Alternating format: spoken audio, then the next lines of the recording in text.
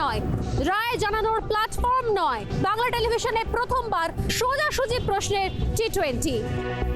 ঘুরিয়ে নাক দেখাই না আমি, যখন তখন রং বদলাই না আমি। স্বর্ণালী, প্রশ্ন করব সোজাসুজি।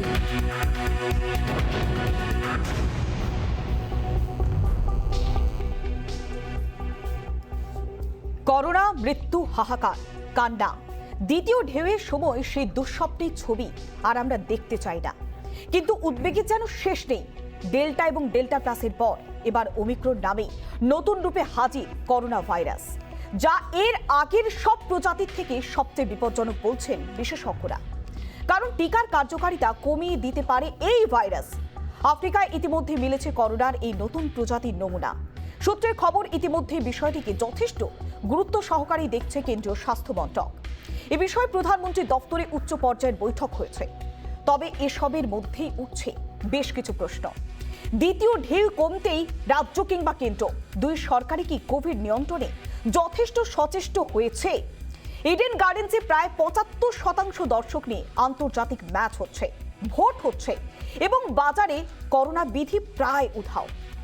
রাজনীতির ওপরে উঠে কোভিডের তৃতীয় ঢেউ রুখতে রাজ্য কেন্দ্র উভয় কি যথেষ্টই সচেষ্ট? শুধুমাত্র টিকা দিয়েই কি কোভিডের তৃতীয় ঢেউ রোখা সম্ভব? যেখানে বলা হচ্ছে নতুন প্রজাতি কমিয়ে দিতে পারে টিকার কার্যকারিতা, তাই প্রশ্ন উঠছে, বাড়ছে উৎকণ্ঠাও। মাস্ক, স্যানিটাইজার, অক্সিজেন, হাসপাতালে বেডের অভাব, হাহাকার, স্বজন হারানোর বেদনা, কান্না। এই ছবি আমরা দেখতে চাই না। দ্বিতীয় ঢেউ আমাদের চোখে আঙুল দিয়ে দেখিয়ে দিয়ে গিয়েছে করোনা কতটা ভয়ঙ্কর, কতটা আতঙ্কের হতে পারে। তারপরে কি আমরা আদৌ কিছু শিখতে পেরেছি, না সবটাই ভুলে গিয়েছি? হাটে বাজারে ঠিক থেকে ভিড়, উৎসব, ভোট, খেলা সবই চলছে। শুধু মাঝে মধ্যে বিক্ষিপ্ত ভাবে চলছে সরকারি বিধিনিষেধ, যেমন এ রাজ্যে রাত 11টার পর নাইট কারফিউ। কিন্তু এসবে আদৌ কাজের কাজ কি হচ্ছে? এভাবে গয়ঙ্গচ্ছ মনোভাবে কি তৃতীয় ঢেউ রোখা সম্ভব? এই প্রশ্নগুলি আরো একবার উঠছে, কারণ বিশ্বে নতুন প্রজাতির করোনা মাথাচাড়া দিয়েছে। করোনার নতুন প্রজাতির নাম ওমিক্রন। কোভিড টিকার কার্যকারিতা অনেকাংশে কমিয়ে দিতে পারে। দক্ষিণ আফ্রিকায় চিহ্নিত করোনার নতুন প্রজাতি। HIV আক্রান্তের শরীরে মিউটেশন ঘটে এই প্রজাতির। দক্ষিণ আফ্রিকার কোভিড সংক্রমিতদের 90% শরীরে মিলেছে ওমিক্রন।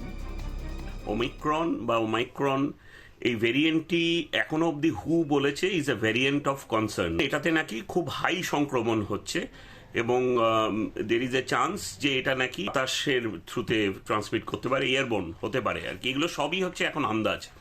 দুশ্চিন্তার বিশেষ কারণ আছে বলে মনে হয় না, সতর্ক থাকতে হবে। নয়া ভেরিয়েন্ট সামনে আসতেই টিকার কার্যকারিতা নিয়ে প্রশ্ন উঠেছে। এই সংক্রান্ত তথ্য পেতে কয়েক সপ্তাহ সময় লাগবে বলে জানিয়েছে বিশ্ব স্বাস্থ্য সংস্থা। সূত্রের খবর, ইতিমধ্যেই বিষয়টি ভাবিয়ে তুলেছে কেন্দ্রীয় সরকারকে। দক্ষিণ আফ্রিকা থেকে আগতদের ওপরে নজরদারি চালানো হচ্ছে। কিন্তু এখানেই প্রশ্ন উঠছে আরো অনেক। শিওরে যখন নতুন বিপদের হাতছানি, তখন রাজ্য কিংবা কেন্দ্র আদৌ কতটা সচেষ্ট তা রুখতে? সম্প্রতি কলকাতার ইডেন গার্ডেন্সে হাজার হাজার দর্শকদের নিয়ে হয়ে গেল আন্তর্জাতিক ক্রিকেট ম্যাচ। একের পর এক ভোট চলছে, রাস্তাঘাটে ভিড়, করোনা বিধি কার্যত উধাও। আবার একদিকে যখন এই ছবি, তখন গোয়ায় দর্শক শূন্য স্টেডিয়ামে ফুটবলের ডার্বি ম্যাচ। তাহলে বিষয়টি দাঁড়ালো, কোথাও কোভিড বিধি মানা হচ্ছে তো কোথাও মানা হচ্ছে না। আর তাতে আদৌ কি কোনো লাভ হচ্ছে? আগে কেন্দ্র ভাবুক তারা রাজ্যকে কি করে করবে। শুধু কেন্দ্রটা দেখবে না রাজ্যটা দেখবে। কেন্দ্র ভুলে যাচ্ছে, কেন্দ্র নিজের ভ্যাকসিন নিয়ে কাউকে সারালে আমরা রাজ্যের যারা ভ্যাকসিন পাবো না, আমরা সেই লোকটাকে জড়িয়ে দিয়ে করোনা করিয়ে দেবো। জড় মানুষের সচেতনতা যেমন একটি প্রশ্ন, তেমনই রাজনৈতিক সদিচ্ছাও একটি বিষয়। না হলে দ্বিতীয় ঢেউ যখন চরমে, তখন এ রাজ্যে আমাদের দেখতে হয়েছে হাই প্রোফাইল বিধানসভা ভোট। ভোট হয়েছে, জনসভা হয়েছে, অন্যদিকে বন্ধ থেকেছে স্কুল, বন্ধ থেকেছে পরিবহন, লোকাল ট্রেন। প্রশ্ন তো এখানেই, একদিকে কোভিড বিধি মানা হচ্ছে আর একদিকে মানা হচ্ছে না। এই দোলাচলে কি আদৌ আসল সমাধান সম্ভব? সম্ভব হবে কোভিডের নয়া ভেরিয়েন্ট ওমিক্রনকে রোখা? প্রশ্ন উঠছেই। রিপাবলিক বাংলা। সত্যি বর্তমান যা পরিস্থিতি, এর পরিস্থিতির মাঝে নতুন যে করোনার ভেরিয়েন্ট ওমিক্রনকে কি সত্যি রোখা সম্ভব? মানুষজন কি সচেতন? প্রশাসন কি সচেতন? বেশ কিছু প্রশ্ন উঠছে। আমরা নজর রাখবো প্রথম প্রশ্নের দিকে। আমাদের প্রথম প্রশ্ন, শিয়রে নয়া শঙ্কা, মানুষ কি আদেও সচেতন? সত্যি মানুষ যদি সচেতন না হয়, সেক্ষেত্রে কোভিডের এই নতুন স্ট্রেনকে রোখা কিভাবে সম্ভব? এবার নজর রাখবো দ্বিতীয় প্রশ্নের দিকে। শুধুমাত্র টিকাকরণেই কি তৃতীয় ঢেউ রোখা সম্ভব? আমরা যদি সচেতন না হই, মানুষ যদি সচেতন না হয়, কোভিড প্রোটোকল যদি না মেনে চলে, শুধুমাত্র টিকাকরণের দ্বারাই কি তৃতীয় ঢেউ রোখা সম্ভব? এরপরে নজর রাখবো তৃতীয় প্রশ্নের দিকে। বর্তমানে কোভিড পরিস্থিতিতে কেন্দ্র এবং রাজ্যের ভূমিকা কি সন্তোষজনক? কেন্দ্র এবং রাজ্য কোভিড প্রোটোকল মানবার ক্ষেত্রে যে যে ব্যবস্থা গ্রহণ করেছে তা কি সত্যি সন্তোষজনক? এই প্রশ্নটাও উঠছে।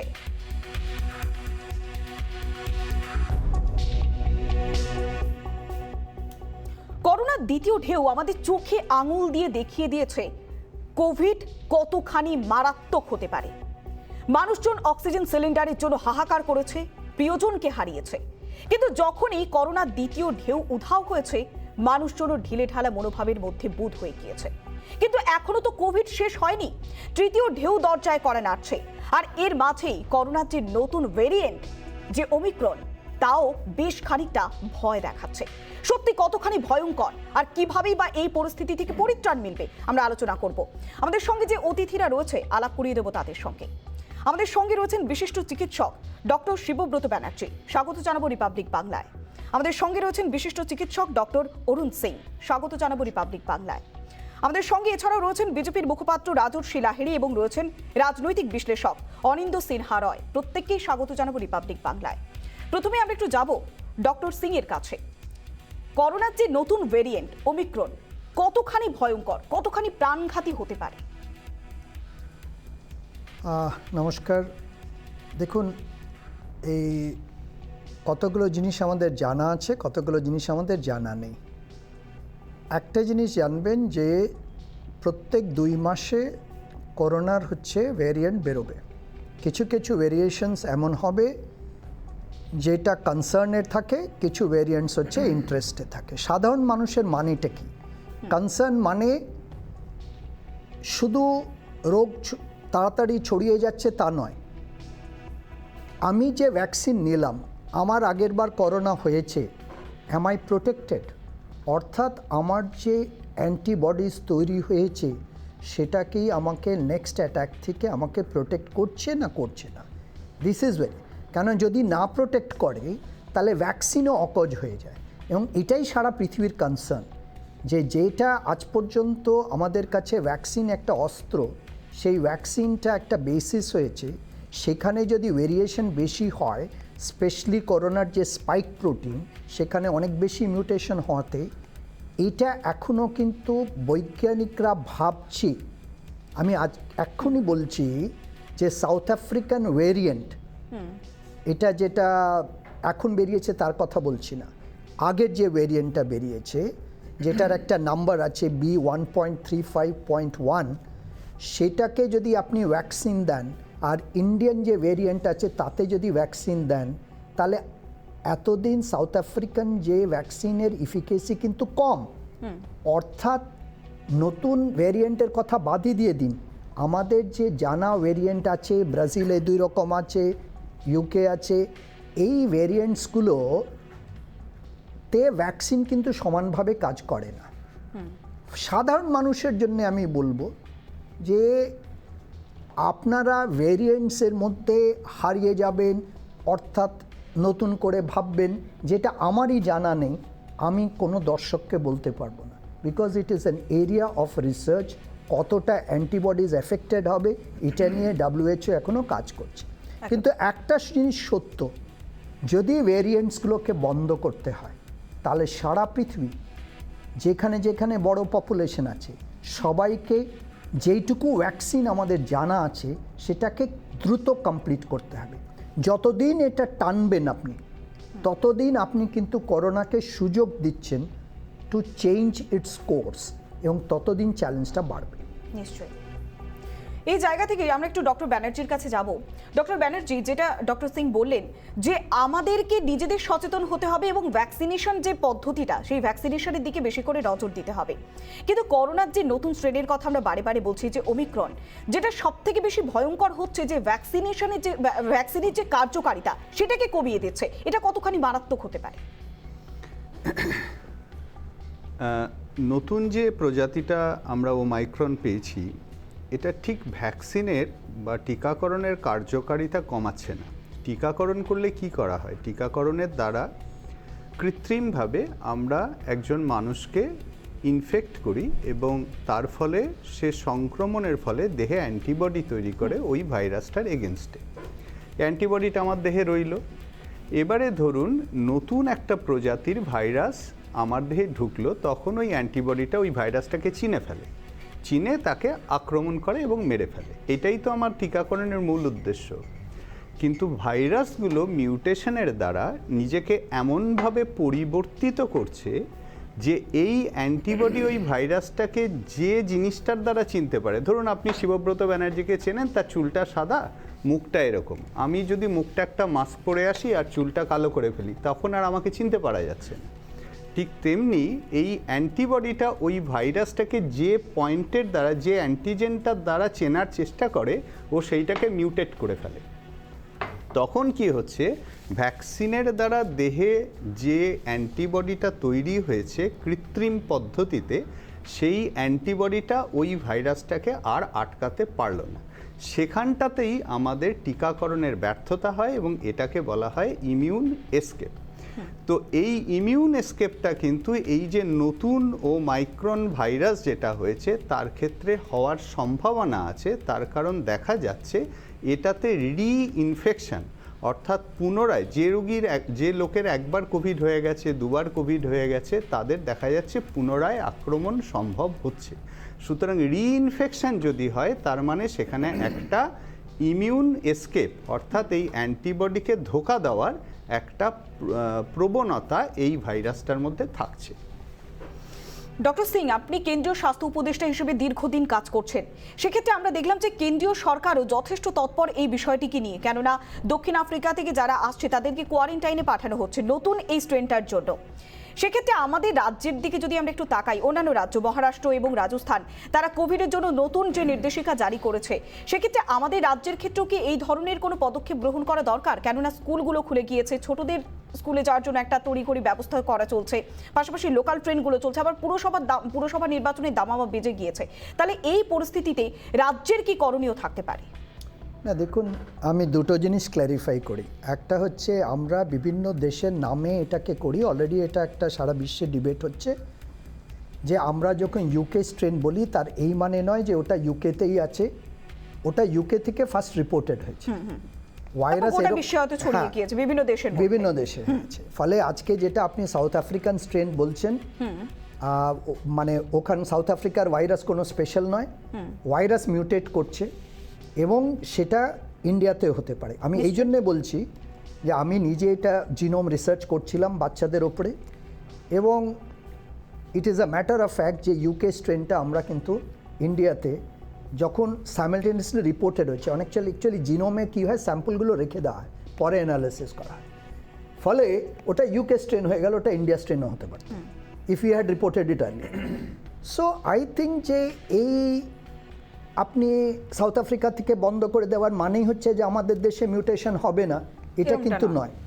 আমি যেটা বলবো, যেটা আই থিঙ্ক সেন্টার এবং সেন্টার লিডারশিপ নিয়েছিল, খুব ভালো কথা। আমরা কোনটাকে ভয় পাই, কোভিড ভাইরাসকে না কোভিড ভাইরাস দিয়ে মৃত্যুকে? দুটো কিন্তু এক জিনিস নয়। দেখা যাচ্ছে সারা পৃথিবীতে মৃত্যু এবং আইসিইউতে ভর্তি হয়েছে যাদের দুটো কারণে। এক হচ্ছে যে কোমরবিডিটি আছে, 2 নম্বর হচ্ছে এই যে আপনি বললেন সেকেন্ড ওয়েভে অক্সিজেন ছিল না, বেড ছিল না, এটা। এবার কিন্তু both the state and the central গভর্নমেন্টের আমি সাধু যে তারা কিন্তু একটা প্রিপারেশন নিল। নিশ্চয়ই।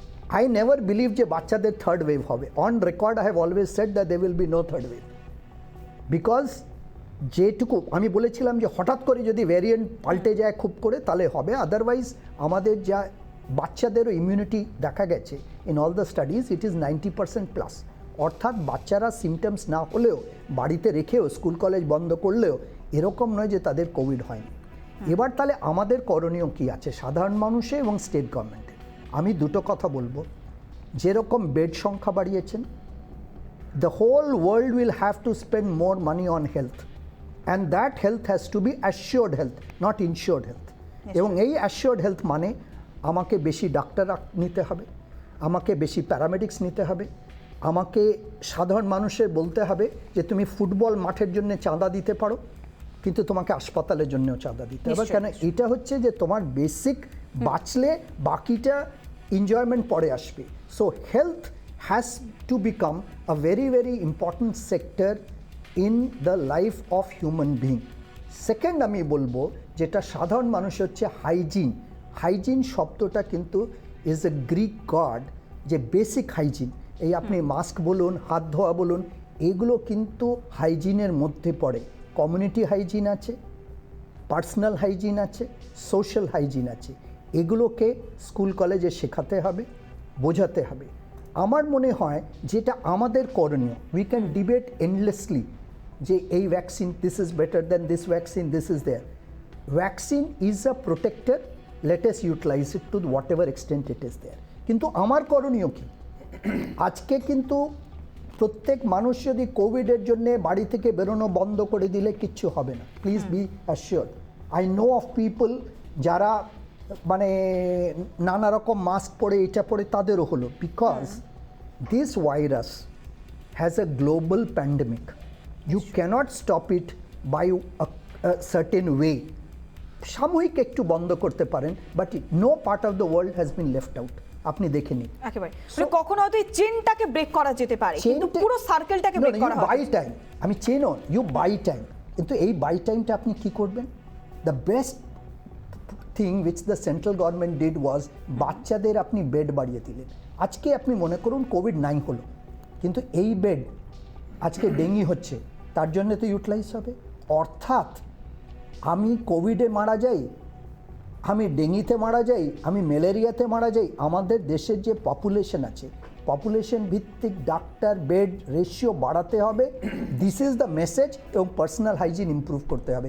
এই দুটো মেসেজ আমি বলবো যে this is a opportunity to strengthen the assured health. একেবারে একদম খুব গুরুত্বপূর্ণ দুটো বিষয় আপনি তুলে ধরলেন। তবে এর মাঝেও আমরা যদি একটু দেখি যে রাজনৈতিক নেতারা, তৃণমূল, বিজেপি বা যে কোনো রাজনৈতিক দলের নেতারা, তাদের অবস্থানটা কি হতে পারে, কেননা পুরো ভোটে নির্ঘণ্ট ঘোষণা হয়ে গিয়েছে এবং একই সঙ্গে প্রচারের ময়দানে সবাই সামিল হচ্ছে, হাড্ডাহাড্ডি লড়াই শুরু হয়ে যাবে। আমরা একটু যাবো, রাজনৈতিক বিশ্লেষক রয়েছেন আমাদের সঙ্গে অনিন্দ্য সিনহা রয়। অনিন্দ্যবাবু, যে দৃশ্য আমরা দেখতে পেয়েছিলাম বিধানসভা নির্বাচনে, উপনির্বাচনে, যখন নির্বাচনী প্রচারে প্রত্যেকে সামিল হচ্ছে, সেখানে কোভিড বিধি একেবারেই মানা হচ্ছে না এবং পুরো ভোটের ক্ষেত্রে প্রচারের ময়দানে তো সবাই সামিল হচ্ছে।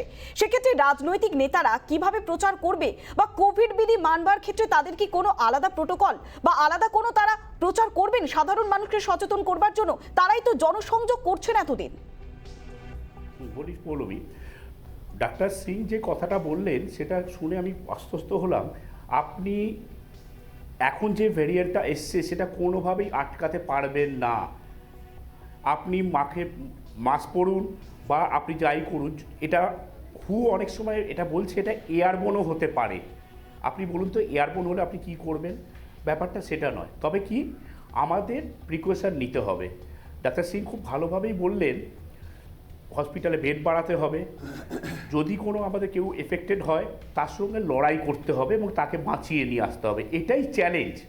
তার মানে কি মানুষ যেমন চলছে তেমন চলবে তা নয়, আমাদের বেসিক কিছু সিস্টেম মানতে হবে, যেমন মুখে মাস্কটা পরতেই হবে। আমাদের না, যে কথাটা বলছেন যে মুখে মাস্কটা পরতে হবে সেটা সবাই জানে, কিন্তু বিষয়টা নাইট কারফিউ মানা কথা বারে বলা হচ্ছে রাজ্য সরকারের পক্ষ থেকে। নাইট কারফিউ ছাড়া দিনের বেলায় তো সবকিছু খোলা, বা বাসে যখন মানুষজন ভিড় করছেন বা বিভিন্ন জায়গায় আমরা দেখতে পাচ্ছি যে প্রচারের ময়দানে যখন সামিল হচ্ছেন প্রত্যেকে, কারণ মুখে কিন্তু মাস্ক থাকছে না। সেক্ষেত্রে জনপ্রতিনিধি হিসেবে তো আপনাদের দায়িত্ব রয়েছে, রাজ্য সরকারের তো দায়িত্ব রয়েছে। ছোট্ট একটা কথা বলি পৌলমী, এটাকে নিজেদের সচেতন হতে হবে। সরকার বলে দেবে আর লোকে শুনবে, এটা ভাবার কোনো কারণ নেই। সরকার তো বলেছে যেখানে সেখানে থুতু ফেলবেন না, লোকে কি ফেলে না? আমার খুব অবাক লাগে, মানে কি ওই গুটখানা কিসব খেলে লোকে রাস্তার মধ্যে থুতু ফেলে, সেটাও তো বারণ করা কিন্তু আছে। নির্বাচনী প্রচারে গিয়ে যখন নেতারা যখন প্রচারের ময়দানে শামিল হচ্ছেন, যখন এত লোকজনকে নিয়ে তারা প্রচার করছেন, সেক্ষেত্রে তাদেরও তো এই প্রটোকলটা মানা দরকার। এটা কি আপনি অস্বীকার করতে পারেন? নিঃসন্দেহে দেখুন, ডাক্তাররা যেটা কথাটা বলছেন বা সায়েন্টিস্টরা যে কথাটা বলবেন বা সেন্ট্রাল গভর্নমেন্ট যে ইনস্ট্রাকশন দেবে সেইটা মানতে হবে। এবং আমাদের এখন নির্বাচন কমিশন সেখান থেকে একটা তারা বলতেই পারে যে নির্বাচন যারা করছে, যেটা আগেরবার হয়েছিল, যে এতগুলো লোক বেশি জমায়েত করা যাবে না, তার ইনস্ট্রাকশন দিই। সেই ইনস্ট্রাকশনটা প্রত্যেকটা রাজনৈতিক, সেটা তৃণমূল হতে পারে, কংগ্রেস হতে পারে, সিপিএম হতে পারে, বিজেপি হতে পারে, সবাইকে মানতে হবে। কিন্তু ধরুন রাজ্য সরকার হিসেবে দায়িত্বটা তো সব থেকে বেশি, কারণ আমরা যে আন্তর্জাতিক ম্যাচ দেখলাম ইডেন গার্ডেন্সে, সেখানে একেবারে এত দর্শককে নিয়ে ইডেন গার্ডেন্সে ম্যাচ হলো, সেক্ষেত্রে রাজ্য সরকার তো পারমিশন না দিতেই পারতো। গোয়াতে যেখানে পারমিশন দেওয়া হয়নি, সেখানে দর্শক শূন্যভাবে ডার্বি ম্যাচ হয়েছে। দেখুন, আপনি কোথায় একটা ভুল করছেন। এই যে ম্যাচটা ইডেন গার্ডেনে করিয়েছে, সেটা রাজ্য সরকার কিন্তু করায়নি। পারমিশন তো দিয়েছে রাজ্য সরকার, তো ইডেন গার্ডেন্সে পারমিশনটা দিয়েছে, রাজ্য সরকারের পারমিশন বিহীন তো হতে পারে না। ডেফিনেটলি ইডেন গার্ডেন্সে রাজ্য সরকার পারমিশন দিয়েছেন, কিন্তু খেলাটা করিয়েছে কারা? খেলাটা করিয়েছে ক্রিকেট বোর্ড। সেই ক্রিকেট বোর্ডকে আপনাকে চিন্তা করতে হবে যে আমরা না, তাহলে এই পরিস্থিতিতে আপনারা নাইট কারফিউটা রেখেছেন কেন? তাহলে নাইট কারফিউ তো তুলে দিতে পারেন। দেখুন, না নাইট কারফিউ তোলার তো কোনো প্রশ্ন নেই। রাজ্য সরকার সচেতন। দিনের বেলা কি সত্যি কোভিড প্রোটোকল মানা হচ্ছে? যখন আমরা দেখতে পাচ্ছি রাজনৈতিক নেতারা প্রচারের ময়দানে বেরোচ্ছেন, এত লোকজনকে নিয়ে যাচ্ছেন, সিনেমা হলে মানুষজন ভিড় করছেন বা শপিং মলে ভিড় করছেন, যে কোনো বাজারে ভিড় করছে, উৎসবের মরশুমেও তো ভিড় বেড়েছে। আপনি রাজনৈতিক ব্যাপারটা তো হালে হয়েছে। আমি আপনাকে দায়িত্ব নিয়ে বলছি, লোকে অফিস যাচ্ছে উইদাউট মাস্ক, এখন স্কুলে যাচ্ছে উইদাউট মাস্ক, স্কুলের সামনে গিয়ে মাস্কটা পরে ফেলছে, মার্কেট করছে। আমি কিছুদিন আগে একটা জায়গায় গেছিলাম, সেই মার্কেটে গিয়ে দেখি কেউই মাস্ক পরেনি, মানে ধরুন 10% লোক মাস্ক পরেছে। মানে আপনি বলছেন যে রাজ্যের ভূমিকা ঠিক আছে, তাই তো? আপনি বলছেন যে রাজ্য যা যা পদক্ষেপ গ্রহণ করেছে তা ঠিক আছে। শুনুন, আমি আপনাকে বলি, রাজ্য বিধিনিষেধ আছে, রাজ্য বলছে আপনারা মাস্ক পরুন, সচেতন হোক। মানুষকে সচেতন হতে হবে, মানুষকে জানতে হবে এই জীবনটা আমার, এটা বাঁচাতে হবে নিজেকে, এর জন্য মাস্কটা পরছি। আজকে হেলমেটটা পরাতে হয় নিজের সুরক্ষার জন্য। এটা রাজ্য সরকার। ঠিক আছে, আপনি যেটা বলছেন যে নিজেদের দায়িত্ব। আমি একটু আসবো বিজেপির মুখপাত্র রাজস্বী লাহিড়ীর কাছে। রাজস্বী বাবু, আমরা দেখতে পাচ্ছি যে ইডেন গার্ডেন্সে ম্যাচ হলো, সেক্ষেত্রে কেন্দ্রীয় সরকারও তো বাধা দিতে পারতো। এইভাবে কোভিড প্রোটোকল না মেনে যেভাবে দর্শকরা ঠিক থেকে ভিড়, যেভাবে ইডেন গার্ডেন্সে ম্যাচ হলো, সেক্ষেত্রে তো কোভিডের সংক্রমণ অনেকটাই বেড়ে গেল। দেখুন, আমি প্রথম প্রসঙ্গে আসছি, আজকের যে ওমাইক্রন ভেরিয়েন্ট নিয়ে কথা হচ্ছে, এটা আমি কেন্দ্রীয় সরকার যে মুহূর্তে এটি জানতে পারে, প্রধানমন্ত্রী কিন্তু অবিলম্বে যুদ্ধকালীন তৎপরতায় একটি বৈঠকও ডাকেন কেন্দ্রীয় হেলথ মিনিস্ট্রিদেরকে নিয়ে, এবং এর বিষয় জানতে চেয়েছেন, তিনি জানার চেষ্টা করেছেন। 15 ডিসেম্বর থেকে খুব সম্ভবত, তারিখটা যদি আমি ভুল না করি, international flights complete normal business as usual resume করার কথা একটা হয়েছে। তো সেই প্ল্যান্সটাকে রিভিউ করার উনি কথা বলেছেন, যে এই প্ল্যান্সটাকে যেন রিভিউ করা হয়, যে 15 ডিসেম্বর থেকে ইন্টারন্যাশনাল ট্রাভেল যেটা চালু করা হয়েছে, এয়ারলাইন্সের ট্রাভেল। এবার এর সঙ্গে আরও একটা জিনিস যেটা হয়েছে, সেটা হচ্ছে যে সাউথ আফ্রিকা থেকে যারা আসছেন তাদের প্রত্যেকের টেস্টিং, এবং খুব সম্ভবত আজকে বোধহয় কোনো একটা বৈঠক হয়েছে, তাতে ডক্টর সিং বোধহয় বলতে পারবেন যে 7 দিন বা 14 দিনের একটা ম্যান্ডেটরি কোয়ারেন্টাইন পিরিয়ডের কথাও বোধহয় বলা হচ্ছে। আজই বোধহয় কিছুক্ষণ আগে ডিসকাশনসগুলো হয়েছে। তো কিন্তু কোভিডের দ্বিতীয় ঢেউয়ের পর যে প্রোটোকলগুলি মানা দরকার ছিল, সেই প্রোটোকল কি সত্যি মানা হচ্ছে? কেন্দ্রীয় সরকার তো আরো কড়া হাতে মোকাবিলা করতে পারতো। দেখুন, কেন্দ্রীয় সরকার এর সঙ্গে সঙ্গে আজকে ডাক্তারবাবু যে ভ্যাকসিনের কথা বললেন, যে ভ্যাকসিনটা কমপ্লিট করতে হবে 2টো ডোজ, এটাতে কিন্তু কেন্দ্রীয় সরকার হার ঘর দাস্তাক বলে একটা প্রকল্প চালু করছেন, এবং আপনি খবরেতেই আমরা দেখলাম যে 21 কোটি ভ্যাকসিন ডোজ স্টোরে আছে, যেটা ব্যবহার হয়নি। এবার এটা তো রাজ্যগুলোকে নিতে হবে এবং নিয়ে পুশ করতে হবে। এবং এই ভ্যাকসিনেশন ড্রাইভ এটা তো যে রাজ্যে যে সরকাররা আছেন তাদের দায়িত্ব, তারা পুশ করবেন। কেন্দ্র সরকার তো প্রকল্প কিন্তু নিচ্ছে। রাজর্ষি বাবু, আমরা তো দেখতে পাচ্ছি যে কোভিডের দ্বিতীয় ঢেউয়ের পর একেবারে নিউ নরমাল হয়ে গিয়েছে। উৎসব চলছে, খেলা চলছে, মেলা চলছে, এমনকি নির্বাচন চলছে, সেখানে তো ভিড় বাড়ছে। সেক্ষেত্রে যদি প্রচুর মানুষের প্রাণ যায়, সেক্ষেত্রে কেন্দ্রীয় সরকার কি দায় এড়িয়ে যেতে পারে রাজ্যের ঘাড়ে দায় চাপিয়ে? না, এখানে না কেন্দ্রীয় সরকার নিজের দায়বদ্ধতা এড়াবে, না রাজ্য সরকার দায়বদ্ধতা এড়াবে, না আমি একজন ব্যক্তি রাজর্ষি লাহিড়ী হিসেবে এই দায়বদ্ধতাটা এড়াতে পারবো। কারণ এটা হচ্ছে একটা কমিউনিটির ব্যাপার। এটা ওই রবীন্দ্রনাথের ভাষায় বলতে হবে, নগর পুড়লে দেবালয়েও এড়ায় না। তো এটা সেরকম একটা ব্যাপার। এটা কিন্তু কোনো রাজ্য, কোনো কেন্দ্র, কোনো সরকার শুধুমাত্র দায়ী হতে পারে না।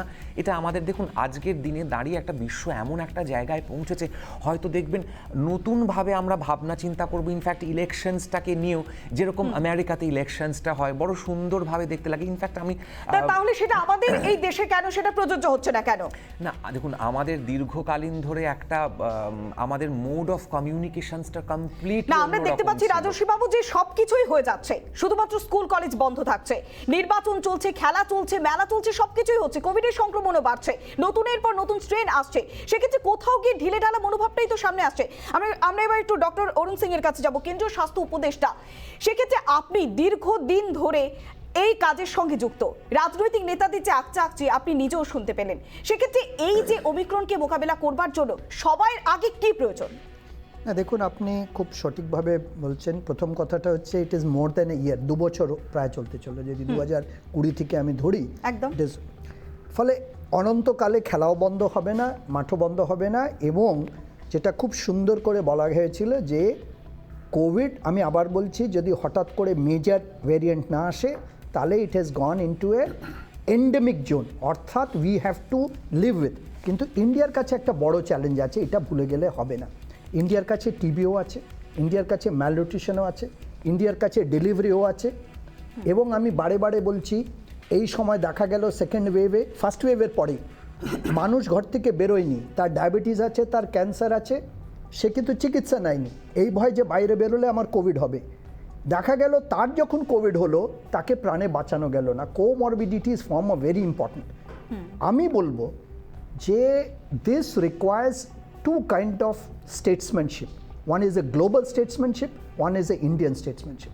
Global statesmanship, any part of the world যদি ভ্যাকসিন কম পায় তাহলে আপনি কিন্তু কোভিডকে সুযোগ দিচ্ছেন যে this vaccine can become useless because you are giving more time for virus to change. যদি এই ন্যাচুরাল ট্রান্সমিশন আমরা তাড়াতাড়ি না বন্ধ করি। এবার আসলো ইন্ডিয়ার, irrespective of all political parties, one of the thing which is a known thing, vaccine, সেটা আমাকে করতে হবে। But vaccine alone is not important. Again আমি বলবো, both the governments, এবং সব থেকে ভালো লাগলো বাচ্চাদের বিষয়, থার্ড ওয়েভের বাচ্চাদের হবে প্রত্যেকটা হাসপাতাল, প্রত্যেকটা জেলা, you name any state government, কেন্দ্র এবং রাজ্য সবাইকে একযোগে কাজ করতে হবে এবং ট্রিটমেন্ট করতে হবে। পাড়ায় পাড়ায় হচ্ছে health should be made available, diagnosis should be made available. আমি আবার বলছি, আমি কোভিডে বাঁচলাম, কিন্তু ডেঙ্গিতে মারা গেলাম, মৃত্যু। আমাদের দেশে অনেক রকম রোগ আছে। Health system has to be strengthened as an assured government health. আমরা একটু ডক্টর ব্যানার্জির কাছে যাব। ডক্টর ব্যানার্জি, যে বিষয়টি ডক্টর সিং বারে উল্লেখ করছেন যে ভ্যাকসিনেশন পদ্ধতিটাকে বেশি করে জোর দেওয়ার কথা উনি উল্লেখ করছেন, সেক্ষেত্রে বুস্টার ডোজের কি প্রয়োজন রয়েছে? দেখুন, আমাদের বাস্তবিকভাবে আমরা জানতে পারছি অনেক লোকই নিজেরা বুস্টার ডোজ নিজেরা নিয়ে ফেলছে। 1, 2 নম্বর, সারা পৃথিবীর মানচিত্রটা যদি দেখি, কিছু দেশে বুস্টার ডোজ অফিসিয়ালি শুরু হয়েছে। তার মধ্যে ইউকে একটা জায়গা যেখানে officially booster dose, third dose নেওয়া হয়েছে। কিন্তু পরিসংখ্যানগত দিক থেকে যেটা হাতে আসছে, থার্ড ডোজ বুস্টার হিসেবে নেওয়ার পরে যারা নিচ্ছেন তারা কিন্তু শারীরিকভাবে বিরাট ভালো থাকছেন, তা কিন্তু সবসময় নয়। সুতরাং থার্ড ডোজ নেওয়ার ফলে দেহে অতিমাত্রায় অ্যান্টিবডি প্রোডাকশনের জন্য সুদূর প্রসারী এই তৃতীয় টিকাকরণের কোনো এফেক্ট হবে কি হবে না সেটা 138 কোটি দেশের দায়বদ্ধতা নেওয়ার মতো বৈজ্ঞানিক শক্ত মনের পরিচয় থাকলে তবে সেই জায়গাটায় তৃতীয় ডোজের মান্যতা দেওয়া সম্ভব। এখনও এমন কোনো পরিসংখ্যান আমাদের হাতে নেই যার উপরে ভিত্তি করে 138 কোটি দেশের লোকের চ্যালেঞ্জ নেওয়া যায়। একেবারে আমরা বুঝতেই পারলাম যে নতুন এই ভেরিয়েন্টকে মোকাবিলা করবার জন্য সবার আগে সচেতনতা দরকার এবং যে ভ্যাকসিনেশন পদ্ধতিটা সেই ভ্যাকসিনেশন পদ্ধতিটাকে আরো সহজ করতে হবে এবং কেন্দ্র রাজ্য দড়ি টানাটানিকে বন্ধ রেখে মানুষকে সচেতন করতে হবে এবং তাদেরও পদক্ষেপ গ্রহণ করতে হবে। তাহলেই হয়তো করোনার এই নতুন ভেরিয়েন্টকে রোখা সম্ভব। আজ সোজাসুজি আলোচনার মধ্যে আমরা বেশ কিছু গুরুত্বপূর্ণ বিষয় তুলে ধরলাম। অনেক ধন্যবাদ। আমাদের সঙ্গে ছিলেন বিশিষ্ট চিকিৎসক ডক্টর শিবব্রত ব্যানার্জি, ছিলেন কেন্দ্রীয় স্বাস্থ্য উপদেষ্টা ডক্টর অরুণ সিং, ছিলেন বিজেপির মুখপাত্র রাজর্ষি লাহিড়ী, ছিলেন রাজনৈতিক বিশ্লেষক অনিন্দ্য সিনহা রয়। প্রত্যেককেই অনেক ধন্যবাদ। এর পাশাপাশি আরো বেশ কিছু গুরুত্বপূর্ণ খবরের দিকে আমরা নজর রাখবো, তবে ছোট্ট একটা বিরতির পর সঙ্গে থাকুন।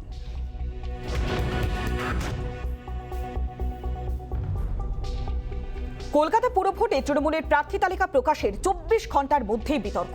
টিকিট না মেলায় ক্ষুব্ধ শোভনদেব পুত্র সায়নদেব চট্টোপাধ্যায়। যদিও শোভনদেব পুত্রের টুইটকে গুরুত্ব দিতে নারাজ শাসক দল। বিধানসভা ভোটে ভবানীপুর আসনে জয়ী হন শোভনদেব চট্টোপাধ্যায়। নেত্রীর জন্য জয়ী আসন ছেড়ে দেন তিনি। কলকাতা পুর ভোটে সায়নদেব চট্টোপাধ্যায়কে প্রার্থী নিয়ে জল্পনা চলছিল, কিন্তু তৃণমূলের প্রার্থী তালিকায় নাম নেই শোভন পুত্রের। এই পরিস্থিতিতে তৃণমূলের প্রার্থী তালিকা প্রকাশের পর শোভন পুত্রের টুইট ঘিরে তৈরি হয়েছে জল্পনা।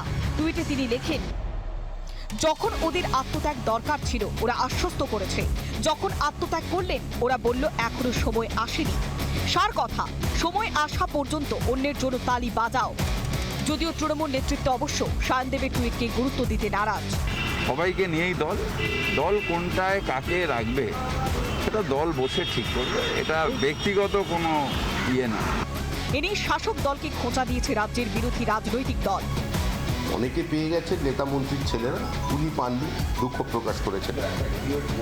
বয়স কম, সেটা আমাকে জিজ্ঞাসা করছেন কেন? এই প্রশ্নটা তৃণমূল কংগ্রেসকে জিজ্ঞাসা করতে হয়। মন্ত্রীর ছেলে বলেই কি টিকিট পাবেন এরকম রাজনীতিতে কোনো কথা নেই। আর এটা কৈফিয়ত দেওয়ার দায়ও বিজেপির নয়, এটা তৃণমূলের আভ্যন্তরীণ বিষয়, তাদের বাবা ছেলের বিষয়। 19শে ডিসেম্বর পুরো ভোট কলকাতায়। তার আগে শোভন পুত্রের এই পোস্ট ঘিরে অস্বস্তি বাড়ছে শাসক দলের। রিপাবলিক বাংলা। পুরসভা নির্বাচনে টিকিট না পাওয়ায় ক্ষোভে ফেটে পড়লেন 1 নম্বর ওয়ার্ডের প্রাক্তন কাউন্সিলর সীতা জয়সওয়ারা। নিজের ওয়ার্ড থেকে নির্দল হিসেবে লড়াইয়ের সিদ্ধান্ত নিয়েছেন তিনি।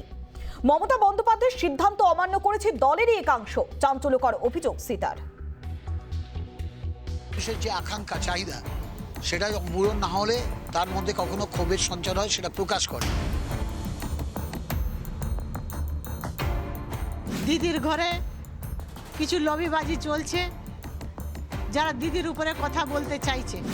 পুরভোটে টিকিট না পেয়ে এভাবেই ক্ষোভে ফেটে পড়লেন কলকাতা পুরসভার 1 নম্বর ওয়ার্ডের প্রাক্তন কাউন্সিলর সীতা জয়সওয়ারা।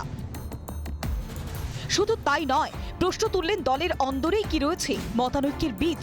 তৃণমূলের হয়ে টিকিট না মেলায় রীতিমতো হতাশ সীতা। দিদির কাছে আশাবাদী, দিদির বিপক্ষ নয়। আমরা প্রাণ ভরে দিদির সঙ্গে কাজ করেছি, আজ অবধি দিদির সঙ্গেই রয়েছি আমি।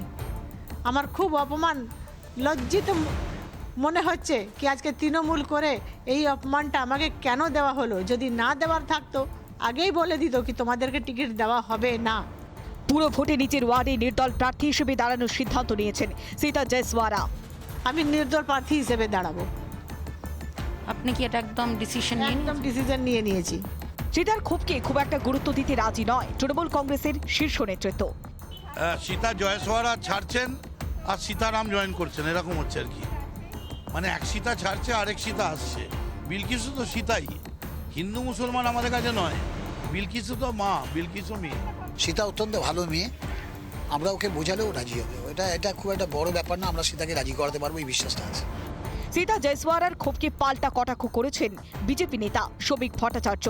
এটা আভ্যন্তরীণ ব্যাপার, প্রত্যেক রাজনৈতিক দলে প্রার্থী না পেশ অনেকেই প্রার্থী হতে চান, দক্ষিণপন্থী রাজনৈতিক দলে আরও বেশি মানুষ প্রার্থী হতে চান, না পেলে কিছুক্ষণ মনক্ষুণ্ণ থাকেন, তারপরে তাদের হয়ে কাজ করেন। ৩৯ জন প্রাক্তন কাউন্সিলরকে টিকিট দেয়নি তৃণমূল কংগ্রেস। রাজনৈতিক মহলের একাংশের মতে ঘাসফুল শিবিরে এই নিয়ে ক্ষোভ ভবিষ্যতে আরও বাড়তে পারে। রিপাবলিক বাংলা। কলকাতা পুরভোটে অশান্তি এড়াতে কর্মীদের কড়া বার্তা তৃণমূল সুপ্রিমোর। অশান্তি রুখতে সতর্ক রাজ্য নির্বাচন কমিশন। ১৬ বড় এলাকায় থাকছেন একজন করে নির্বাচনী পর্যবেক্ষক। শুধুমাত্র central force, election commission, court is not at all the solution. Solution political পার্টিগুলো সদিচ্ছা।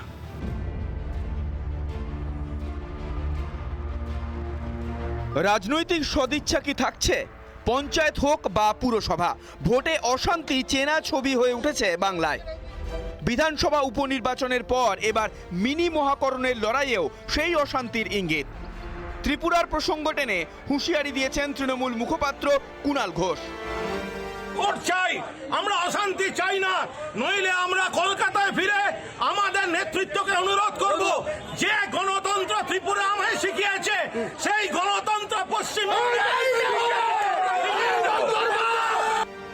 ইমেজ ফেরাতে পুরো ভোটকে শান্তিপূর্ণ করতে মরিয়া রাজ্যের শাসক দল।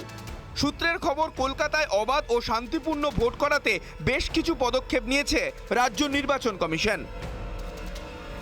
১৬ বড় এলাকায় নির্বাচনী পর্যবেক্ষক থাকবেন একজন করে পর্যবেক্ষক, এক্সিকিউটিভ ম্যাজিস্ট্রেট পর্যায়ের অফিসার। কমিশনকে রিপোর্ট দেবেন তারা। অন্যদিকে দলের বৈঠকে ত্রিপুরার প্রসঙ্গ টেনে কর্মীদের সতর্ক থাকার নির্দেশ দেন তৃণমূল সুপ্রিমো। পুরো ভোটে ভোট লুট ও সন্ত্রাসের অভিযোগ বিরোধীরা যেন না করতে পারে সেদিকও নির্দেশ দেন তিনি। যদিও ভোট সন্ত্রাস ইস্যুতে রাজ্যের শাসক দলকে কাঠগড়ায় খাড়া করেছে বিজেপি। ত্রিপুরা সরকার আগেই সেন্ট্রাল ফোর্স চেয়ে রেখেছিল যাতে কেউ কমপ্লেন না করতে পারে, যাতে গন্ডগোল না হয়, এবং সেটা তারা করে দেখিয়েছে। দু একটা জায়গায় কে তাকে চমকে দিয়েছে, তার জন্য এখানে কান্নাকাটির রোল পড়ে গেছিল। মিডিয়াতে দেখলাম খুব করা হচ্ছে, আর এখানে নমিনেশন থেকে পোলিং অবধি সব জায়গায় মারপিট করা হয়, লুটপাট করা হয়, বিরোধীদের আটকানো হয়, সেটা নিয়ে আলোচনা হয়। ৩৪ বছরে বাম জমানায় ভোট সন্ত্রাসের ছবি দেখেছে বাংলা। পরিবর্তনের একাদশেও শাসক দলের গায়ে লেগেছে সেই এক দাগ।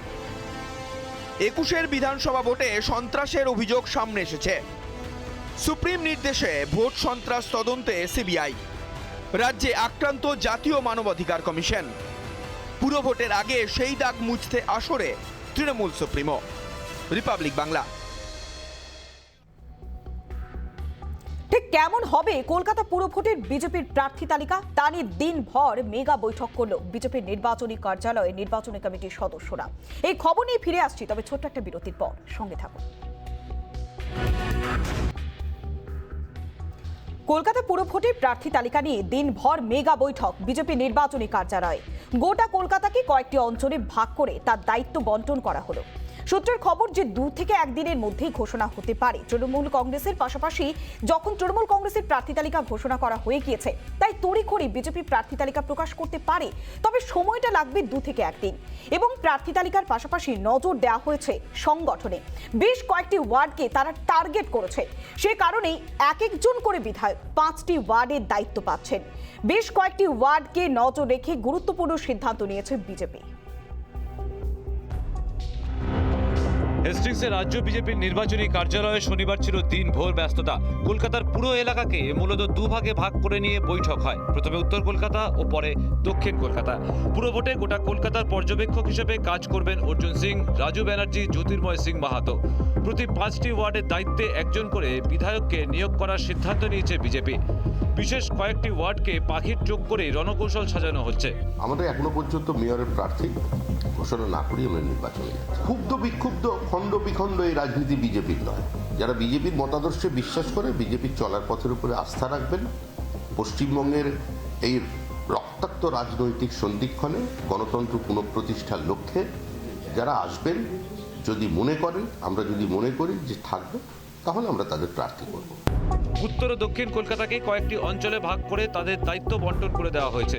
কোনো নেতৃত্বের উপরেই দায়িত্বের পাহাড় চাপাতে চাইছে না দল, কিন্তু সংগঠনের ছবি অনেকটাই বদলে গিয়েছে বিধানসভা নির্বাচনের পর। দলে যে একটু হলেও কর্মী সংকট রয়েছে তা মেনে নিচ্ছেন শীর্ষ নেতৃত্ব। এই জায়গায় যে বুথ লেভেলের কর্মী যারা রয়েছে তাদের মধ্যে একটা ভয়ের বাতাবরণ আছে, যে কিছু মানুষের ভয় পাওয়ার একটা সম্ভাবনা রয়েছে। কিন্তু আপনি জানেন ভারতীয় জনতা পার্টি একটা সংগঠিত দল, এবং যেখানে ভয়ের পরিবেশ আছে সেই ভয়ের পরিবেশ কাটানোর জন্য আমাদের নেতৃত্ব সেখানে পৌঁছাবেন এবং কার্যকর্তাদের মনোবল বাড়াবেন। ইতিমধ্যে তৃণমূল কংগ্রেস তার প্রার্থী তালিকা ঘোষণা করে দিয়েছে। অন্যদিকে যারা শূন্য হয়ে গেছে সেই বামফ্রন্ট এবং কংগ্রেসও তার প্রার্থী তালিকা প্রকাশ করে দিল। কিন্তু শনিবারও হেস্টিংসের রাজ্য নির্বাচনী দপ্তরে রণকৌশল ঠিক করেই কেটে গেল বিজেপির 2 দফার বৈঠক। উত্তর কলকাতা ও দক্ষিণ কলকাতার বৈঠক চললেও নেতাদেরই দাবি সেখানে প্রার্থী নিয়ে বিশেষ কিছু আলোচনা হয়নি।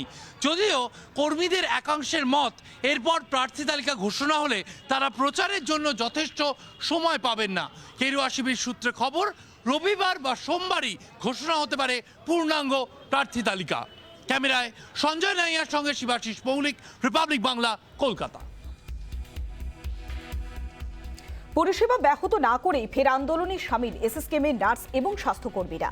দাবি পূরণের প্রতিশ্রুতি পালনে এত বিলম্ব কেন, প্রশ্ন তুলছেন তারা। রিপাবলিক বাংলার ক্যামেরার সামনে ক্ষোভে ফেটে পড়লেন নার্স এবং স্বাস্থ্যকর্মীরা। ফুটে উঠল হতাশাও। কিন্তু এরপরেই প্রশ্ন উঠছে, কোভিড পরিস্থিতিতে যারা প্রথম সারির যোদ্ধা হিসেবে কাজ করে গিয়েছেন, কেন তাদেরকে দাবি আদায়ের জন্য নামতে হলো রাজধানীর রাজপথে?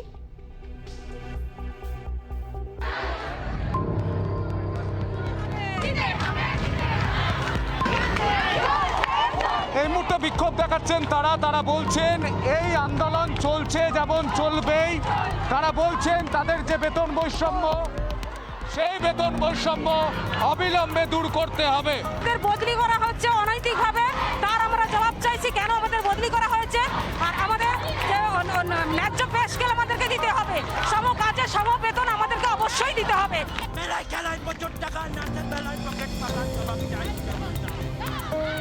স্বাস্থ্যকর্মীরা রাস্তায়, কারা রাস্তায়? স্বাস্থ্যকর্মীরা। তাদের ভূমিকা কি ছিল? তাদের ভূমিকা ছিল করোনা পিরিয়ডে তোমার আমার সেবা করা। আমরা ডিপ্লোমা স্কেলের দাবিতে রাস্তায় নেমেছি, কম নয় বেশি নয়, আমাদের ন্যায্য দাবি আমাদেরকে দিতেই হবে। মাঝখানে হাঁটছেন, তার পাশে দুধারে নার্সরা হাঁটছেন, তারা বলছেন প্ল্যাকার্ড নিয়ে হাঁটছেন, এবং পুলিশি ব্যবস্থাটা দেখানোর চেষ্টা করব। ওয়াসিম আহমেদ দেখাচ্ছে রাস্তায় পুলিশি ব্যবস্থা, আটো নিরাপত্তা, মহিলা কনস্টেবল থেকে শুরু করে তারা রয়েছেন। আমি কথা বলার চেষ্টা করব। শহরের রাজপথে নার্সদের নামতে হলো, শহরের রাজপথে নামতে হলো। হ্যাঁ, আজকে আমাদের রাজপথে নামতে হয়েছে, কারণ আমরা যে অন্যায্য মর্যাদা, যে আমাদের মর্যাদাটা দেওয়া হয় না 86 সাল থেকে, পে স্কেল অমর্যাদা আমাদের রয়েছে, সেইটার দাবিতে আমরা নেমেছি এখানে। আচ্ছাটুকু দিতেই হবে, দিতেই হবে। এই বেতন বৈষম্য মানছি না, মানবো না। এই বেতন বৈষম্য মানছি না, মানবো না। কেন রাস্তায় আমরা? সরকার তুমি জবাব দাও। সবাই যখন ঘরের কোণে, নার্সরা কেন রাস্তায়? সরকার তুমি জবাব দাও। কথা বলার চেষ্টা করব। যারা দাঁড়িয়ে দেখছেন তাদের সঙ্গেও কথা বলবো। দিদি, শহরের রাজপথে আজ স্বাস্থ্যকর্মীরা, বলবেন কি? আমি সিগন্যালে এসে দাঁড়ালাম, দেখছি এমন পরিস্থিতি রাস্তায় নামতে হলো। রাস্তায় নেমেছে নিজেদের অধিকারের দাবিতে। এবার যেটা সরকার দেখেছেন, কোনোদিনে এভাবে দেখেছেন? এর আগেও বহুবারই হয়েছে, এটা তো নতুন কিছু না। শহরের রাজপথে নেমেছেন তারা, বলছেন একবার নয় একাধিকবার নামতে হয়েছে। কিন্তু এটাই তো প্রশ্ন, একাধিকবার নামতে হচ্ছে কেন তাদের? তারা প্রশ্ন করছেন, তারা বলছেন হচ্ছেটা কি, হলোটা কি? রাজপথে এখন স্বাস্থ্যকর্মীরা, পুরো ছবিটা দেখাচ্ছে রিপাবলিক বাংলার পর্দায়। বিক্ষোভ ময়দান থানার সামনে, এই বিক্ষোভ শহরের রাজপথ জুড়ে এখন শুধু নার্স, স্বাস্থ্যকর্মীরা তারা রাজপথে নেমেছেন। পুরো ছবিটা ওয়াসিম আহমেদ দেখাচ্ছে এই মুহূর্তে, সেই ছবি রিপাবলিক বাংলার পর্দায়। আজ তারা নাইটেঙ্গেল, আজ তারা রাস্তায়, আজ তারা বলছেন তারা স্বাস্থ্যকর্মী। দেখুন এই ছবি বলবে শেষ কথা। জবাব চাইছেন, জবাব চাইছেন।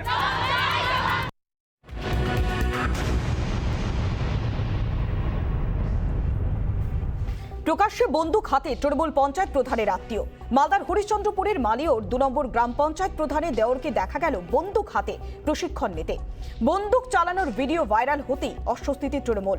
আরজাউল হক নামে ওই যুবককে গ্রেফতার করেছে পুলিশ।